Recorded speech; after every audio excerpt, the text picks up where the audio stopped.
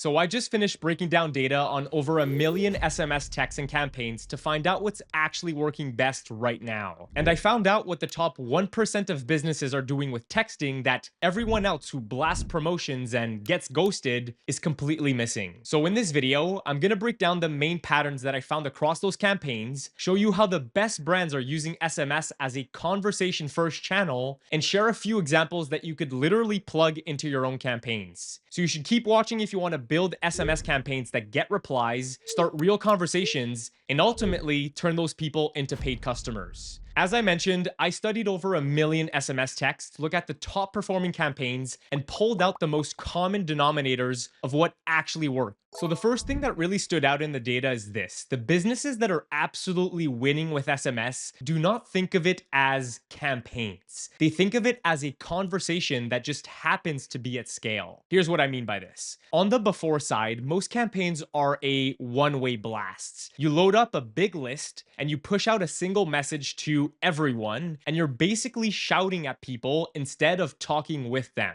And those messages are usually promotion heavy, so they read like an ad that is trying to get you to click or get you to buy, and not like a person who's actually trying to talk to you. And because it feels like an ad, the natural outcome is no replies, or very few at best, because the lead never feels like this is a conversation that they're supposed to be part of. The winners do almost the opposite. They design their campaigns for a back and forth conversation where the goal of the first text going out is simply to open a thread the same way that you would be doing with a friend. They typically write their campaigns in a reply first style. So that means the job of the message is to get a response and not to squeeze the whole offer and the pitch and the booking link into one single campaign or one single text. And when you start approaching your SMS campaigns as a conversation that leads to a sale, something interesting happens. Once people are actually talking with you, the sale becomes a much more natural step in the conversation instead of just a forced pitch. I mean, I see this all the time with businesses that I work with. The ones that stop blasting promotions and that start talking like humans to their leads suddenly unlock replies from leads who had been dead for months. Now, let me show you what this looks like with some examples on screen. All right, so up on the screen here, these are some classic examples of text messages that were meant as a one-way conversation. So a one-way text blast where the business's goal is to inform or to pitch or to sell or to get you to click on something. So when we look at these texts, these are all very common texts that I bet that you've also received. This is just me this week and the type of text that I've gotten. So, you know, the Amazon delivery alerts, you got these big Black Friday sales, you have these recruiters trying to text you, and sometimes you actually have people who are actually trying to sell you something and are actually being intentional in their text. It just comes off as very spammy and scammy because of the way that it's formatted that we're going to explore in just a second here. So there's a common theme in all of these texts. You know, they're all sent as SMS texts. They all include some type of link in their first message, and some of them even include the reply stop to opt out language, which just makes people want to reply stop and to not engage and to not reply, which is what's killing their campaigns. So looking at this example here, I'm going to show you then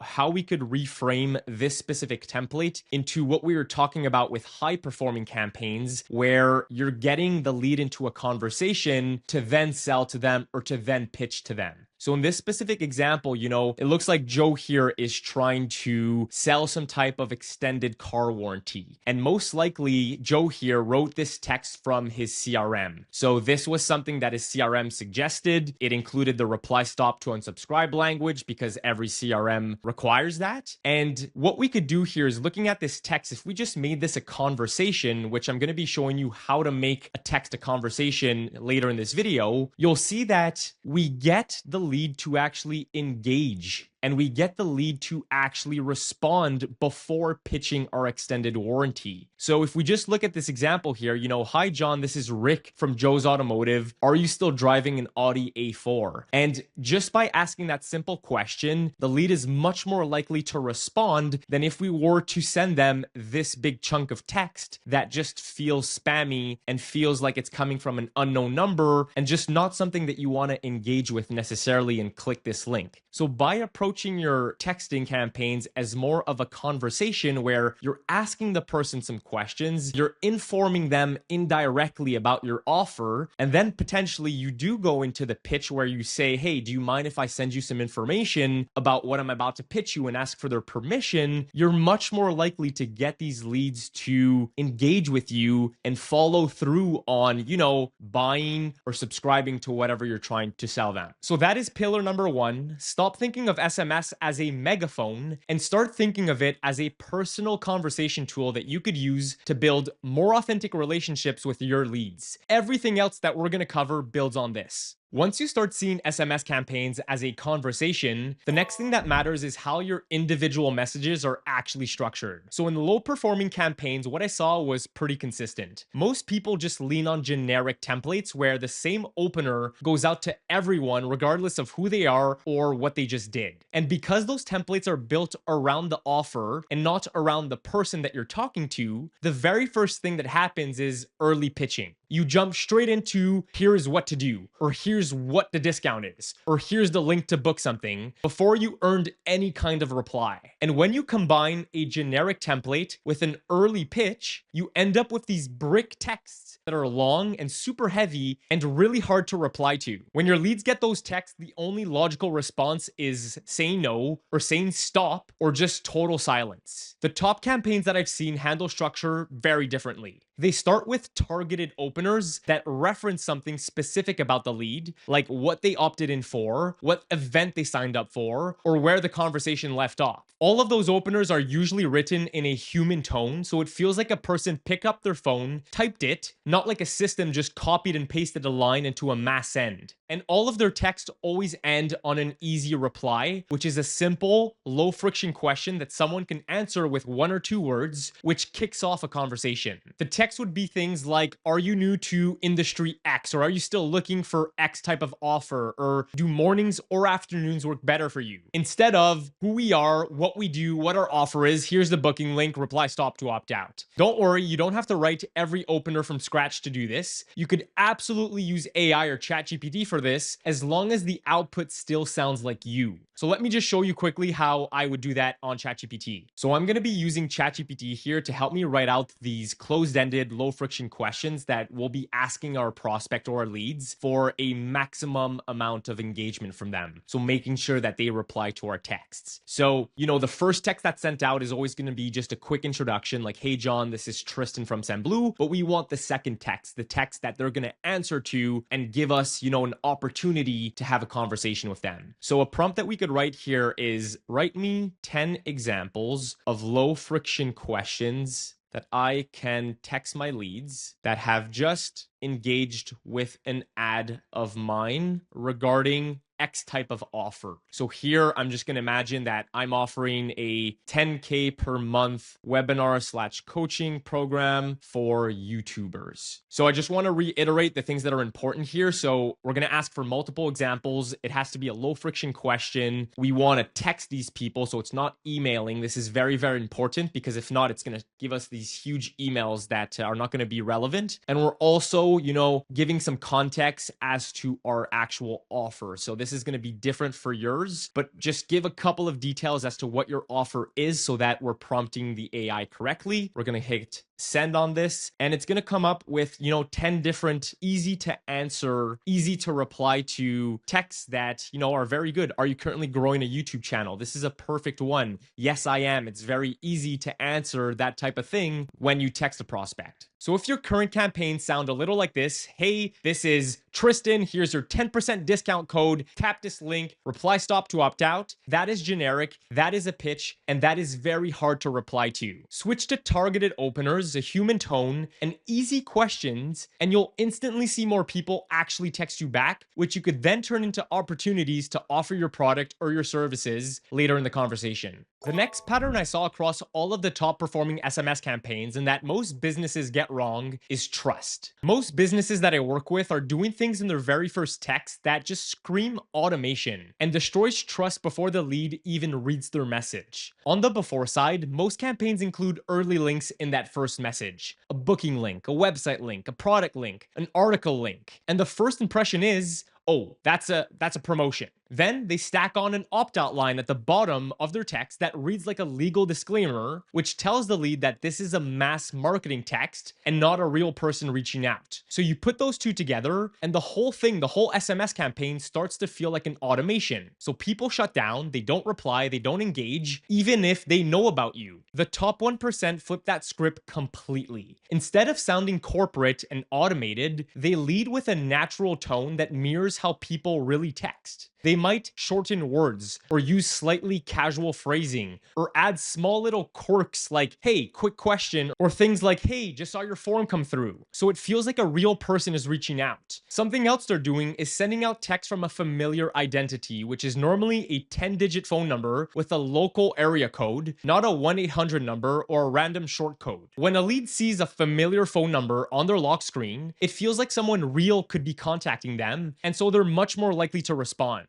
Another thing that they're doing is that they're sticking to normal texting habits. So that means short messages, which is normally 1 to 2 phrases maximum, about 80 characters, clear questions, and no opt-out language at the bottom of all of their texts. All of those stack together to create the sense of this feels safe to reply to you, and so I will engage and I will reply. A small hack to get these leads to feel safe responding to your texts and trusting responding to your texts is switching your operations to iMessage instead of SMS. With the businesses that I work with, we notice that when the messages show up in a blue bubble, so in the iMessage world, inside of the same interface as every other conversation that your leads probably already trust because they're iPhone users, that effect becomes even stronger. I'll be talking a little bit more about this when we get to the deliverability section in just a couple of minutes. So if your leads don't trust you or don't trust your phone number or don't trust the format, they will not reply no matter how good the offer or the script is. Your job is to remove everything that looks like an automated campaign and replace it with little cues that feel like everyday texting and that cue that you're a real human texting. The next pillar is timing and responsiveness. This one seems small on paper, but it's by far one of the fastest ways for someone to think, hey, this is clearly an automated text going out to thousands of people and therefore not reply. On the low performing side, what I keep seeing over and over again on messages is predictable timing. They go out at these strangely perfect moments, exactly at 9 o'clock or 9:30 or 10 o'clock. Every message in a campaign lands at a perfect neat timestamp that realistically no one who texts normally would think of. So this means that everyone on the list received the same text at the exact same time, so you end up with this uniform cadence that completely ignores when the lead is actually active or what they just did. And because the timing is so perfect and so synchronized, the whole campaign feels automated even if the copy was solid. Now think about how you actually text people that you know. You don't reply at the top of the hour or wait for the 30-minute mark. You don't send 2 messages back to back with a 0-minute delay unless you're double texting. Real conversations have pauses and follow-ups and a bit of chaos and unpredictability in the timing. Humans are just not perfectly scheduled. So the top performers lean into that. Instead of blasting messages based on a fixed schedule, they use intent-based timing, which means messages fire off when the lead does something, when they've opted in, when they've clicked the link, when they're coming up on an appointment, or when they've been quiet for a certain amount of time. Inside of those flows, they add natural variations. Maybe a second message goes out 5 seconds later than the first because you forgot to mention something, or maybe a reminder goes out 23 minutes before an appointment instead of exactly 30 minutes before. When you do it this way, the timing feels much more natural and human, and you completely remove that bot alert feeling that makes people ignore you. I'm actually going to show you how you could implement this in your texting campaigns and your workflows right now. So up on the screen here, I have a really great example of an SMS campaign and a workflow meant specifically for appointment confirmations and reminders. So this is super relevant for anyone who needs people to show up to a demo call, to a phone call, to a webinar, even to an in-person event. And what I want you to notice in this campaign is what these high performers are doing when it comes to delays and timing of their texts. So one of the first delays that's being added into these campaigns is whenever someone,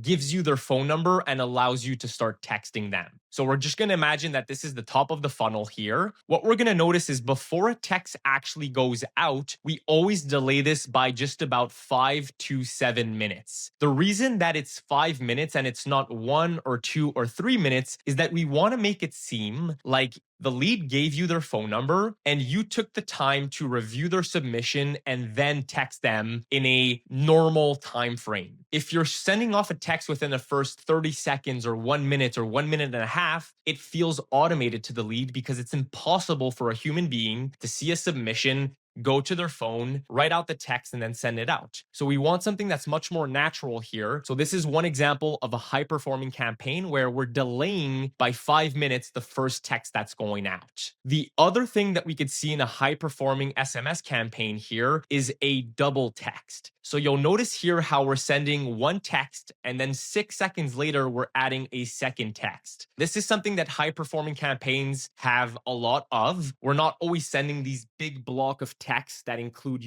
over 4 to 5 sentences that are just overcrowding the person's phone. What we're doing is that we're breaking up these messages, and we're not just breaking them up, we're adding a natural texting delay to these messages. So texting back to back within 1 second is impossible. Once again, we want to mimic that behavior of an actual human sending out these texts and taking a couple of seconds to type them out and then send them. The third example of what we could do here in high-performing SMS campaigns, and that I see a lot of successful businesses doing that get a lot of engagement and a lot of replies, is sending out text on weird hours of the day and not on specific 00 or 30-minute mark times of the day. So here, we're waiting to a very specific time of the day, which is at the 23-minute mark of a certain hour to send out a text, just because that's a normal thing to do if you're trying to replicate a human behavior and not always sending these automated texts like most CRMs do, which are always on the hour or always on the 30-minute mark.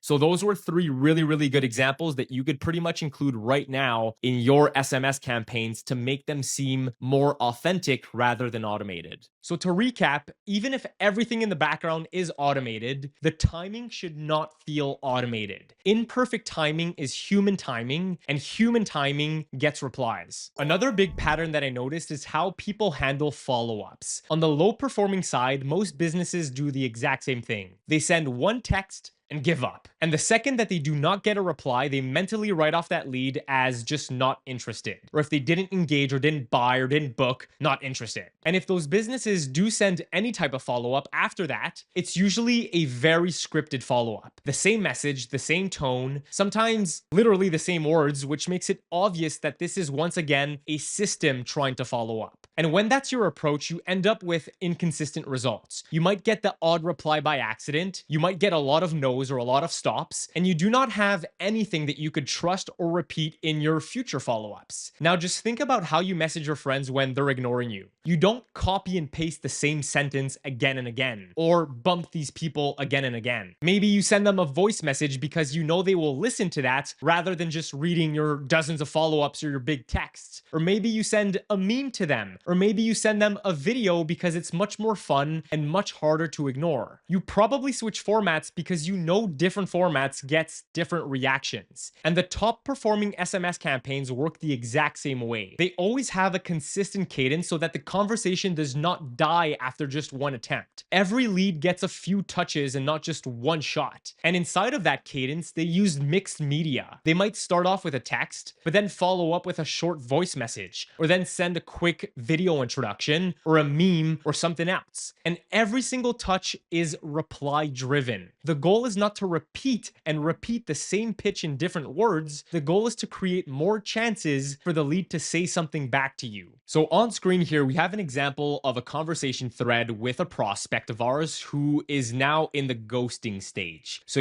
we've started a conversation with them, and we're at a point now where we've double texted them and haven't heard back from them for 1 or 2 or 3 days. days. And so what most low performing SMS campaigns would do here is just continue to following up manually, saying, John, are you there? Let me know, John, or, countless and endless follow-ups that are just manual text. In high performing campaigns though, as we just talked about, we want to ideally switch this up with different type of media. So one really good example of what we could do here is, you could come and you could drop a video of yourself talking, or you could potentially send them a meme like I talked about. Or what I'm going to be doing here is sending a voice message, which is one of my preferred methods to get someone to respond to me, because everyone who sees a voice message is going to click on it and is going to listen to it. So inside of our conversation panels here, we could just click this little button and say, hey, what's up, John? I know that your car warranty is expiring in like 2 to 3 days from now. I just wanted to get this across to you. We have an extended warranty package that,